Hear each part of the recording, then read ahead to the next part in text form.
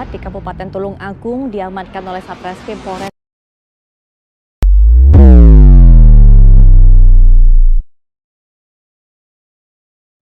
Ibu hamil dipukuli.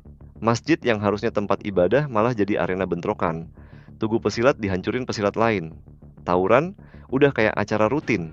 Tapi setiap kali kejadian, selalu ada yang bilang, itu cuma oknum. Masalahnya, kok oknum sekabupaten? Dulu pesilat dihormati. Mereka dikenal karena disiplin, kehormatan, dan pengendalian diri. Sekarang, masyarakat malah takut.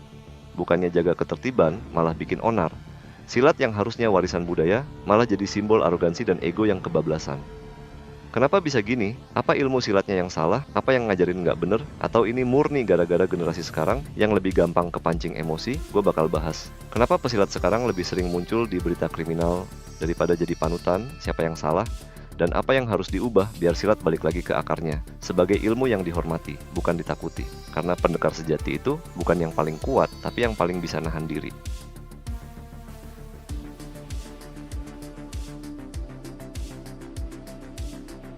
Silat di Indonesia punya sejarah panjang dan berkembang dari berbagai aliran dengan filosofi masing-masing. Tapi kalau ditarik ke akar yang lebih dalam, semua perguruan besar lahir dari satu kebutuhan yang sama, melindungi diri, menjaga kehormatan, dan membangun persaudaraan. Awalnya, silat berkembang di lingkungan masyarakat yang hidup dalam situasi penuh tantangan. Di era kerajaan, konflik antar wilayah, perampokan, dan penjajahan membuat masyarakat butuh ilmu bela diri yang bisa digunakan untuk bertahan. Dari situ, muncul tokoh-tokoh yang punya keahlian luar biasa dalam bertarung. Mereka bukan cuma menguasai teknik fisik, tapi juga punya pemahaman mendalam soal strategi, mentalitas, dan nilai-nilai luhur. Di masa itu, perguruan silat lahir sebagai tempat pembelajaran yang ketat. Nggak sembarang orang bisa masuk, karena sebelum belajar teknik bertarung, mereka harus paham dulu kode etik dan nilai-nilai hidup yang dijunjung. Setiap murid diajarkan untuk nggak asal menggunakan ilmu, karena setiap gerakan punya tanggung jawab besar. Silat bukan cuma soal kuat atau menang, tapi soal bagaimana seseorang membawa dirinya di tengah masyarakat.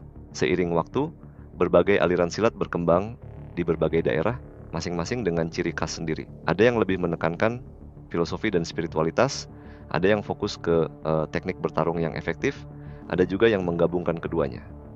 Tapi satu hal yang sama, silat selalu diajarkan dengan tujuan menjaga kedamaian, bukan memicu konflik. Saat penjajahan datang, peran pendekar silat berubah jadi bagian dari perjuangan rakyat. Mereka ikut bergerilya, menggunakan keahlian mereka untuk melawan penjajah dengan taktik yang sulit ditebak. Silat bukan lagi sekadar ilmu bela diri, tapi jadi senjata dalam mempertahankan kehormatan bangsa. Di titik ini, nilai persaudaraan di antara para pendekar makin kuat. Mereka saling membantu, melindungi satu sama lain, dan berdiri di garis depan perjuangan. Setelah kemerdekaan, silat mulai masuk ke tahap baru. Dari yang awalnya hanya diajarkan secara tertutup di perguruan-perguruan kecil, akhirnya mulai berkembang lebih luas. Berbagai aliran mulai terorganisir dan membentuk sistem pembelajaran yang lebih modern. Ada yang masuk ke dunia olahraga, ada yang tetap mempertahankan sisi tradisional, dan ada yang berkembang ke jalur pencak spiritual. Tapi tetap akar dari semuanya sama, membentuk manusia yang kuat secara fisik, mental, dan moral. Dulu, jadi pendekar bukan sekadar pakai seragam atau punya gelar tertentu. Ada tanggung jawab besar yang harus diemban, ada aturan yang harus dijaga. Tapi zaman berubah, dan pertanyaannya sekarang, apakah nilai-nilai itu masih dijaga atau mulai luntur seiring perkembangan zaman?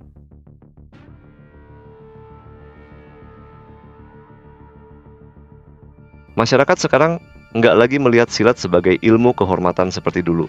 Yang muncul di berita justru sebaliknya, kekerasan, bentrokan, dan tindakan anarkis yang melibatkan oknum pesilat.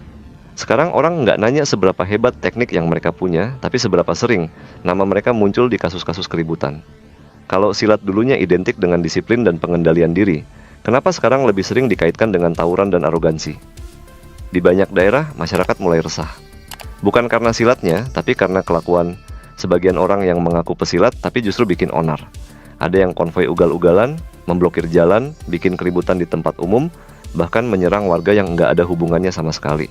Ada juga yang menjadikan silat sebagai alat buat unjuk kekuatan, memamerkan jumlah anggota, seakan jumlah lebih penting dari moralitas. Ketika ada kasus bentrokan, selalu muncul pembelaan. Itu cuma oknum. Tapi kalau kejadian kayak gini terus berulang, pertanyaannya, katanya oknum, kok sekabupaten?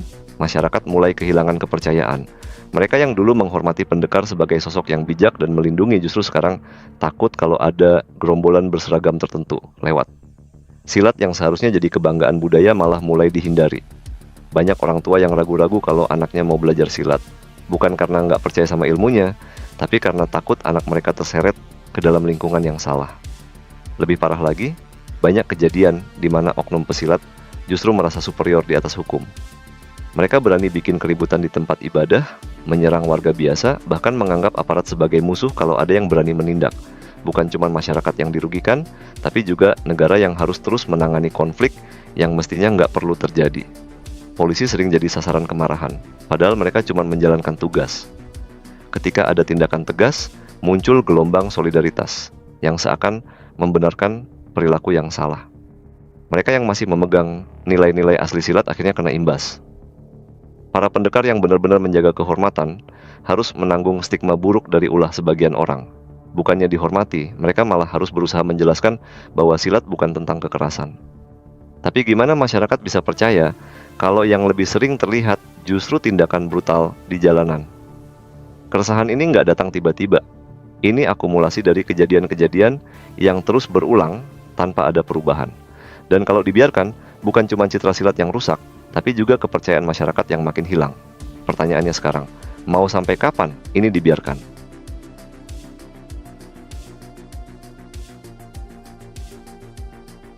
Dampak dari kekacauan yang melibatkan oknum pesilat udah jelas terasa di masyarakat. Kepercayaan yang dulu ada perlahan menghilang. Orang nggak lagi melihat pesilat sebagai sosok yang berwibawa dan dihormati, tapi sebagai ancaman yang bisa meledak kapan aja. Silat yang dulunya jadi simbol kedisiplinan dan ketenangan, sekarang lebih sering diasosiasikan dengan kekerasan dan aroganisme jalanan. Masyarakat takut, bukan karena ilmunya, tapi karena mentalitas sebagian pelaku yang menjadikan silat sebagai alasan untuk bertindak semaunya. Di tingkat sosial, stigma buruk ini bikin jarak antara pesilat dan masyarakat semakin lebar. Orang tua mulai melarang anaknya gabung ke perguruan tertentu karena takut terjebak dalam lingkungan yang nggak sehat. Tempat umum jadi ajang ketegangan karena masyarakat khawatir sewaktu-waktu bisa terjadi bentrokan. Bahkan mereka yang nggak ada hubungannya dengan silat ikut kena imbas. Tukang warung, pedagang kaki lima, pengguna jalan, bahkan anak-anak kecil yang nggak ngerti apa-apa sering jadi korban dari bentrokan yang sama sekali nggak ada hubungannya sama mereka. Di tingkat hukum, kejadian-kejadian ini bikin aparat makin sering turun tangan. Tapi setiap kali ada tindakan tegas, selalu ada pembelaan yang justru memutarbalikkan fakta. Pelaku yang jelas-jelas bikin onar malah dianggap korban. Ketika ada yang ditangkap, yang lain datang bergerombol, bikin tekanan, seakan hukum nggak berlaku buat mereka. Bukannya introspeksi, yang ada justru semakin menantang. Dan makin lama, makin banyak kasus yang berakhir tanpa penyelesaian karena tekanan dari kelompok-kelompok tertentu yang menganggap diri mereka kebal hukum. Dampaknya ke negara juga nggak bisa diabaikan. Keamanan terganggu, citra Indonesia sebagai negara yang menjunjung budaya luhur mulai tercoreng. Bukannya dikenal karena warisan bela dirinya yang penuh filosofi, Indonesia justru lebih sering jadi sorotan karena aksi brutal yang dilakukan oleh mereka yang mengaku pesilat. Bahkan di tingkat internasional, dunia mulai bertanya-tanya, apakah silat di Indonesia masih memegang nilai-nilai kehormatan atau justru udah berubah jadi ajang unjuk kekuatan tanpa kontrol? Kalau ini terus berlanjut, yang rugi bukan cuma masyarakat, tapi juga mereka yang masih menjunjung tinggi nilai-nilai asli silat. Para pendekar sejati yang benar-benar berpegang pada kode etik mulai kehilangan tempatnya. Mereka yang mengajarkan silat sebagai jalan hidup sekarang harus menghadapi stigma negatif yang sulit dihapus. Generasi muda yang sebenarnya bisa belajar dari nilai-nilai luhur silat malah menjauh karena takut terseret ke dalam lingkungan yang penuh konflik. Semua ini bukan sekadar masalah oknum. Ini masalah sistem, pola pikir, dan arah yang udah makin melenceng dari esensi sebenarnya. Dan kalau nggak ada perubahan, silat yang seharusnya jadi kebanggaan budaya bisa berubah jadi sesuatu yang dihindari dan ditakuti.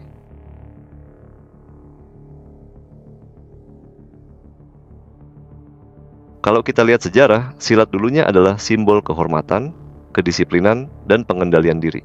Tapi sekarang, banyak kasus yang justru menunjukkan kebalikannya. Dari pemukulan, bentrokan, sampai penghancuran fasilitas umum, semua ini bikin masyarakat mulai kehilangan respek. Pertanyaannya, ini salah siapa? Apa sistem pembelajarannya yang udah berubah?